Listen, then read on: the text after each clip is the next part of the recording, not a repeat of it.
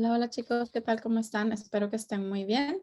Hoy vamos a aprender el pasado o el pretérito de los verbos ser e ir. So the verbs to be and to go in the past tense or the preterite as we call it. And I have here a presentation for you with some examples. So hopefully this will help master these two verbs. Okay, so the verbs ser and ir, these are verbs that we have already studied in the past, but now we're looking at them again because we're going to be using them in the past tense. So the verb ser, to begin with, is a verb that we use when we talk about our place of origin, our profession, maybe a description. Also could be used to talk about relationships, etc. So for example, yo soy, first form of the verb ser. Yo soy Nancy Vinces. Yo soy profesora de español. Yo soy de Lima, Perú. And then the verb ir is the verb to go, which the present forms are like yo voy, tú vas, él va, usted va. So for example, I go to school every day. Yo voy a la escuela todos los días. Or you go to the library every night. Tú vas a la biblioteca todas las noches. So we have looked at the verbs ser and ir in the present tense, but now we're going to start looking at them in the past. It's very peculiar, but actually something that might blow your mind is that the forms of the verbs ser and ir in the past tense are exactly the same. They're identical. So the form for the yo, for the first person, is yo fui. For the second person, tú fuiste. For usted, él, ella fue. Usted fue, ella fue, él fue. This one is for nosotros. Nosotros fuimos. Nosotros fuimos. And then ustedes, ellos, ellas fueron. Fueron. So yo fui could mean I was, but it could also mean I went. Depending on the context, you will be able to figure out which is which. So again, tú fuiste could mean you were, or could also mean you went. Usually with the verb ir, with the verb to go, you will see that it's followed by the preposition a, which means to, because when you go places, you go to a place. So you'll see that in the next few examples that I have for you. So let's go ahead and take a look at them. So again, yo fui, tú fuiste, usted, él, ella fue, nosotros fuimos, ustedes, meaning you guys, or ellos, they, ellas, they, female, fueron. Okay, so let's see. In this sentence, ayer fui a un jardín botánico. Ayer fui a un jardín botánico. So here, we're also going to be using some of those words that trigger the past. So for example, ayer, anoche, la semana pasada, el mes pasado, el año pasado. So these words that are talking about the past. Ayer meaning yesterday. So ayer fui, this is the verb ir or ser, depending on the context. And then here's the preposition that I was telling you. So meaning to. So to a garden botanical. So to a botanical garden. Ayer fui. Fui is the yo form. I could put here yo fui if I want to, but that's optional. The subject pronouns become optional because the verb has changed according to who is doing the action. So the verb itself tells you who is doing the action and also when the action is being done.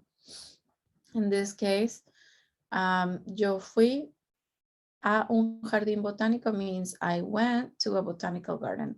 You know, I'm using the verb ir, the verb to go, because I'm talking about a place. So it wouldn't make sense to say I was a botanical garden, right? So it has to mean I went. So that's basically how you can tell it's going to be the context, what tells you. Okay, another example, otro ejemplo. This one is in the question format. So fuiste a Target anoche. Again, we're using a, so to. Target, the store, la tienda. And then anoche. Anoche is last night. So fuiste a Target anoche. This ending is the one that goes with to. Again, I didn't put to here because it's optional. The ending of the verb is the only one that goes with to. So you should understand that this question is being asked in the second form. So did you go to Target last night?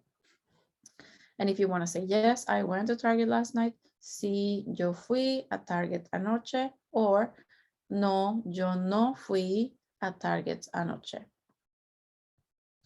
Okay, this one is about mi primo Juan. El domingo pasado, so here I'm using words that trigger the past again. El domingo pasado, last Sunday. Él because I'm talking about a guy, he, mi primo, my cousin. Él fue al mercado. So as you can see, he's very happy here shopping at the supermarket. So he went. Él fue al mercado. Now, why do I not have here just a, like to the market? Because this is a combination of two words, right? A plus el to the market. So to the market, he went to the market.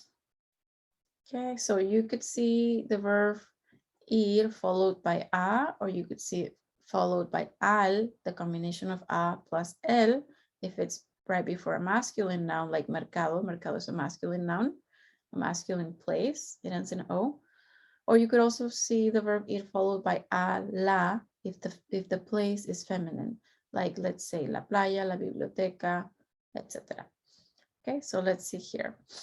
Un ejemplo más. El viernes pasado, mi esposo y yo, so mi esposo y yo, that would mean the subject here is nosotros, right? So we need a form that goes with nosotros, which is fuimos.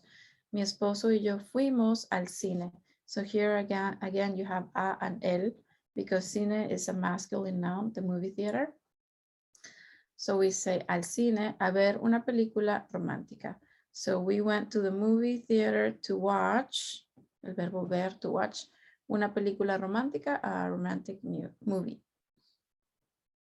Okay, this one is about la playa, the beach. El verano pasado, verano means summer.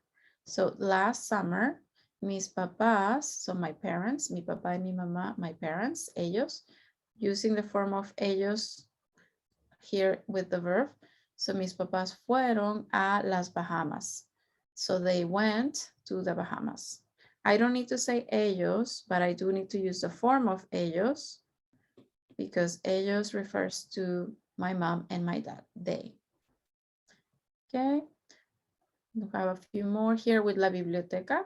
Ustedes fueron a la biblioteca el fin de semana pasado para estudiar. So ustedes, meaning you guys, ustedes fueron, this is a form, it's the same form that goes with ellos, ellas, and ustedes, they use the same form.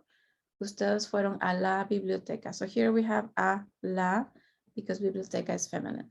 A la biblioteca el fin de semana pasado. El fin de semana pasado, last weekend, para estudiar. So you went to the library last weekend to study, para estudiar. Okay, la fiesta. Okay, now I'm going to start using the verb, the forms of the verb ser in the past. They're exactly the same as the form of the verb ir, but the context tells you that it's not the verb ir, now it's the verb ser. Now it's the verb to be, not the verb to go. So here, la fiesta fue espectacular. It wouldn't make sense for me to say la fiesta went spectacular, right? So I'm saying the party was spectacular. Okay. This one is about la mesera, the waitress. So here I'm talking about her. I'm saying ella fue muy amable conmigo. Fue is again a form of the verb to be. Not that the word amable means kind. So I'm saying she was very kind. And then conmigo is with me. Do not say con me. You might think that's how you say it, but it's actually conmigo. That's how we say it, with me. So she was very kind with me. She was, not she went, same word, but different context. So it's she was. Ella fue muy amable conmigo. Okay, then we have here about el niño. This is the boy here in the picture. Él fue muy diligente e hizo toda su tarea. So he was very diligent. E is another way of saying E, which means and. When the next word begins with the same sound as E, we change that E for E, because it wouldn't sound right to say E hizo, so we say E hizo. And hizo, by the way, you may or may not know, is the past tense of the verb hacer, which means to do. It does have a spelling change. So hizo means he did. Not he does, but he did. So he was very diligent and did all of his homework. Okay, la niña. Ella fue muy responsable y estudió para su examen. So she was very responsible and estudió is the verb estudiar, to study, but it's conjugated to the past tense in the form of ella, because we're talking about ella, la niña. So estudió, she studied for her exam. Okay, this is mi primo Pedro, my cousin Pedro. So él fue irresponsable. He was not responsible. He was irresponsible. He was. Él fue irresponsable y llegó from the verb llegar, which means to arrive, conjugated to the past tense of él, of course, because we're talking about Pedro.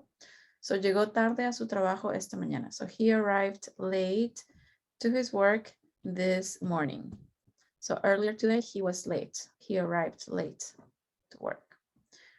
Okay, let's see a couple more. Mi prima Anita. So here I'm using the word cuidadosa. Cuidadosa means careful. So ella fue cuidadosa y usó, from the verb usar, which means to use or wear, usó su máscara en la fiesta. Máscara, you guys can guess what máscara means, right? Okay, so ella fue cuidadosa y usó su máscara en la fiesta. Another example, we could say, el 2020 fue un desastre. Fue un desastre. Desastre, can you guys guess the meaning? Probably, yes. If you said disaster, yes. That's what it means. Okay, then I have here a sentence where I have the word fue twice, but I'm just trying to show you how it can mean two different things, even in the same sentence. So la fiesta fue en la casa de Carla, pero ella no fue. So the party was at Carla's house, but ella no fue, she did not go. It translates as she not went, but obviously we don't speak like that. So I'm saying she did not go. But that's how we would make it negative in the past. Just no fue, did not go or not went, if you want to translate it literally. But, okay, eso es todo, chicos. Espero que hayan entendido. I hope this was helpful. And if you need any help, of course, please let me know. I'm always here and more than happy to help. Okay, ciao, ciao.